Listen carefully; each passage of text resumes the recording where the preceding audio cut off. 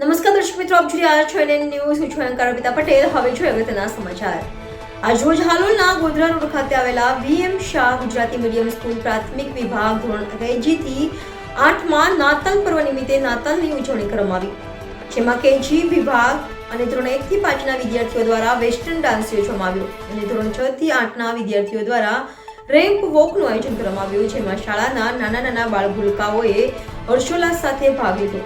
સમગ્ર કાર્યક્રમમાં હાલોલ મહાજન ઉચ્ચ શિક્ષણ મંડળના માનદ મંત્રી શ્રી સમીરભાઈ શાહ સાહેબે પોતાની હાજરી નોંધાવી કાર્યક્રમની શોભા વધારી. સાથે શાળાના આચાર્ય શ્રી હર્ષાબેન શુક્લ દ્વારા શાળાના તમામ બાળકોને નાતાલ પર્વની શુભેચ્છા પાઠવવામાં આવી.